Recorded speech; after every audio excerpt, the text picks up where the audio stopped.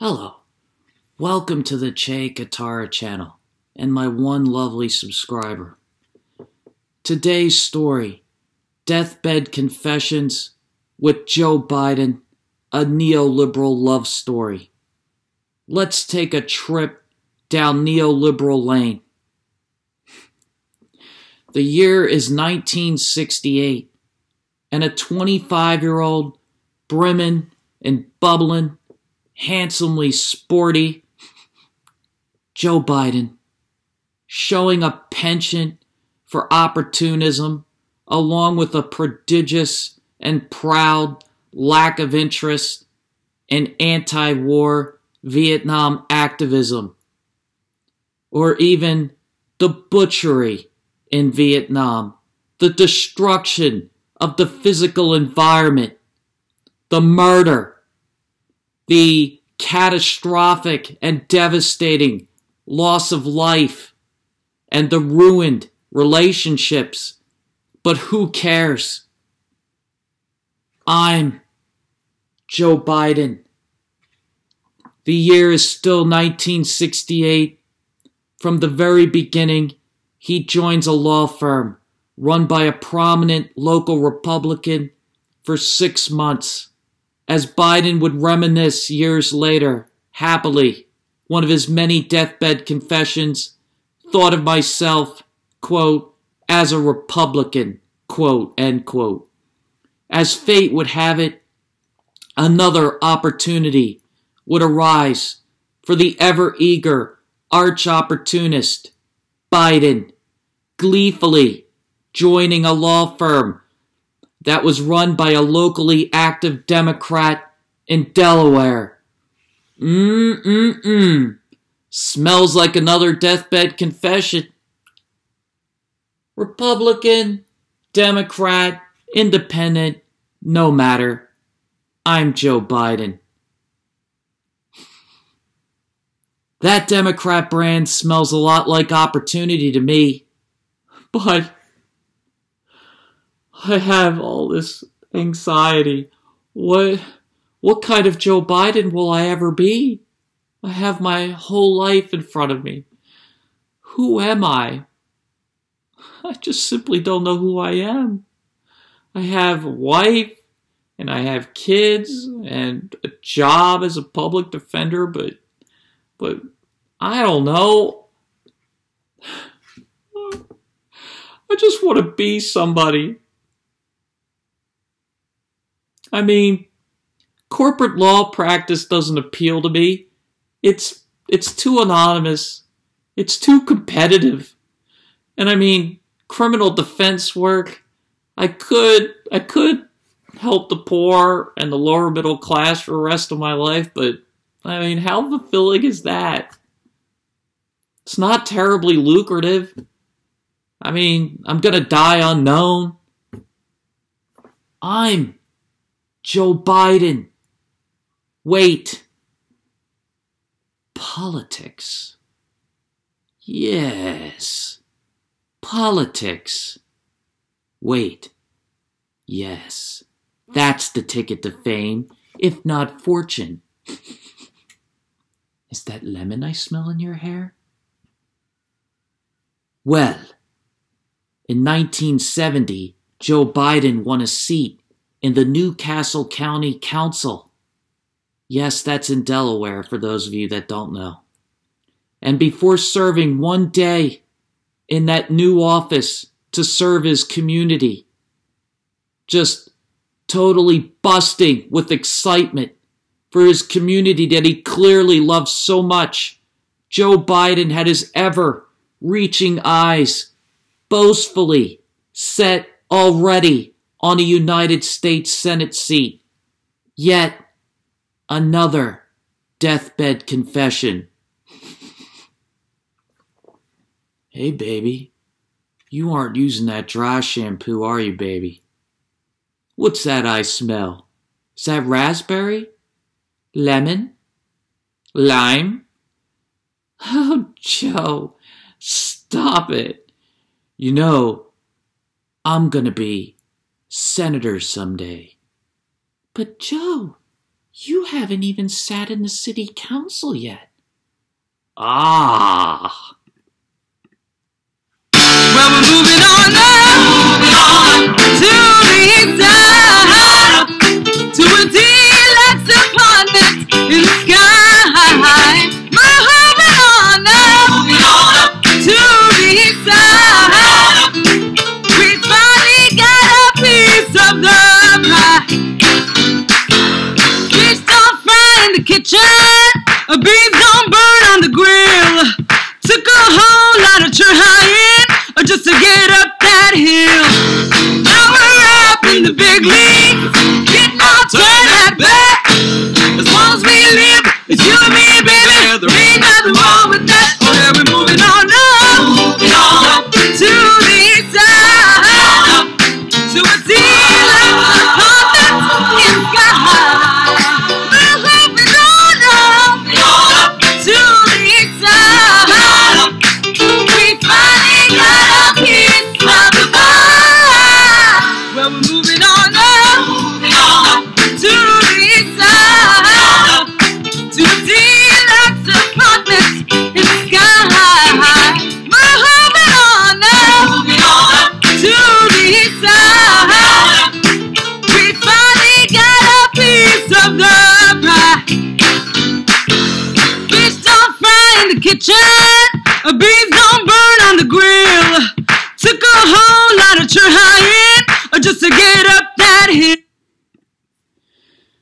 In 1972, Joe Biden would be in that United States Senate seat, as Time magazine had him featured as one of the most influential or up-and-coming influences in America, one of the great inspirational young people of his day, as they quoted him as, quote, compulsively ambitious. Well, we can see Joe Biden as the 1970s passed with a relatively lackluster proto-neoliberal career, but always waiting, lurking, waiting for his opportunity, biding his time.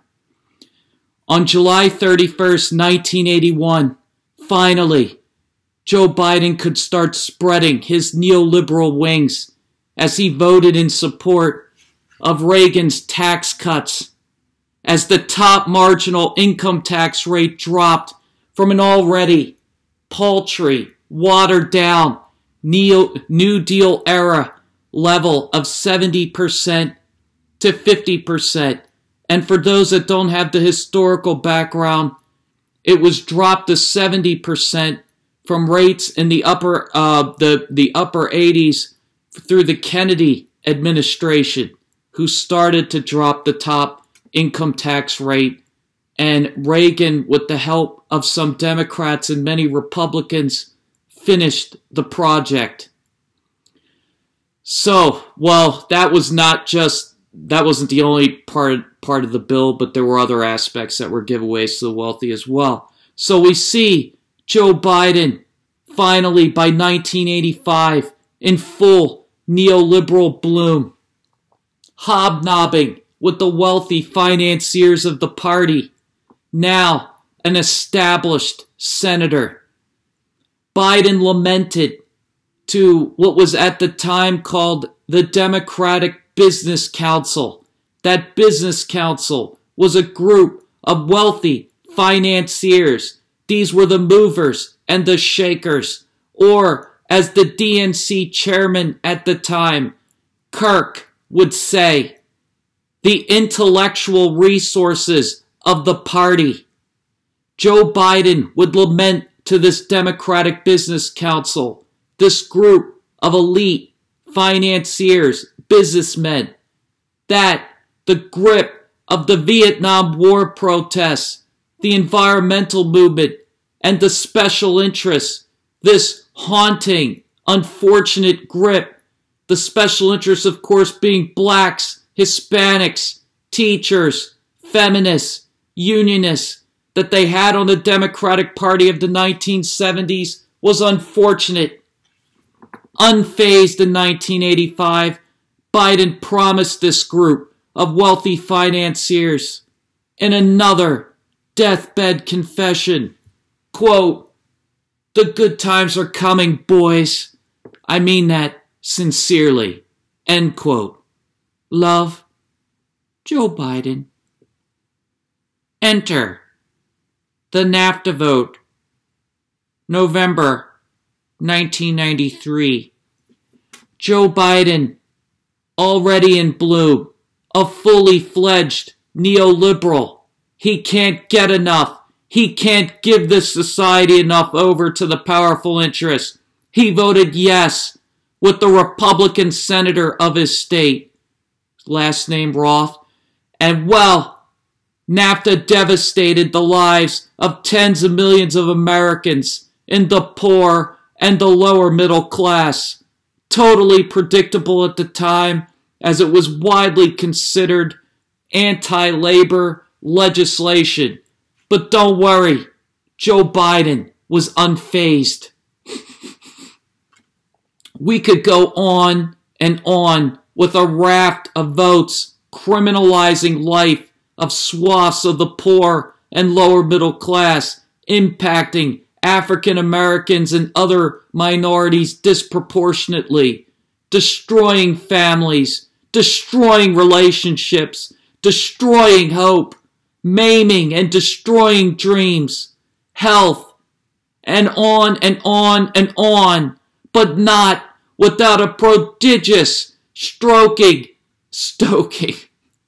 of insecurity, as by making the poor and lower middle class less secure job-wise, less secure economically, effectively superfluous, effectively more expendable to their fascist, corporate, and or private masters.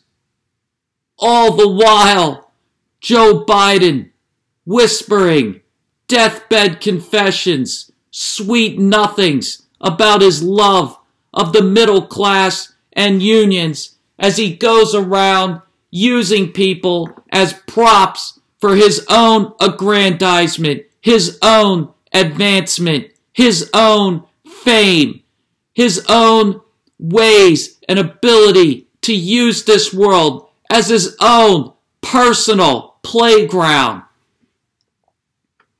And we haven't even gotten to the heart, the beating heart of Joe Biden, a man where he gets his manly juices going whenever a war comes up. They just come full flush. If you think about the destruction in this society that he's caused, the prodigious amounts of devastation that he has caused tens of millions of Americans, it pales in comparison to his Iraq war vote, October 2002, because I assure you, for all of the destruction that he's caused here in the United States, that vote delivered to the Iraqi people even more devastating consequences that will live with them for generations. October 2002, he voted yes to war, yes to giving George W. Bush the means to war, and he believed the weapons of mass destruction lies. Uncritical. September 14th, 2001, he votes yes to authorize force in Afghanistan. He was not a voice of reason, not a voice of love, not a voice of, let's sit back and think about what's going on in the world. Let's have a chat. No, he hands war powers over immediately. September 11th, 2001, he votes yes. September 14th, 2001. 3 days. March 23rd, 1999, yet another war-like conflict, another way to use force to escalate a situation, to potentially cause a humanitarian catastrophe. On March 23rd, with the wheels in motion, Did he offer a voice of reason? No. He helped escalate the humanitarian catastrophe in Kosovo. He voted yes. Again and again. We could go from country to country, whether it be Syria, Libya, wherever. Joe Biden cannot stop himself. He can't stop. Need we review his continuous defense of neoliberalism? This aspect of Joe Biden, his warmongering, his absolutely bovine and stupid ways of going about foreign policy, completely unimaginative. He celebrates all of the pantheon of warmongering heroes from the past. He celebrates people like Zygmunt Brzezinski. He just can't stop falling all over himself because he shares the mantle with these types of people. He has no imagination.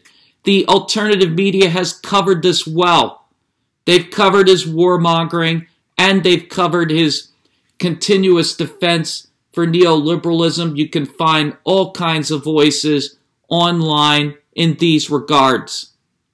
And I'll give you one example of his continuous defense. You can search YouTube videos.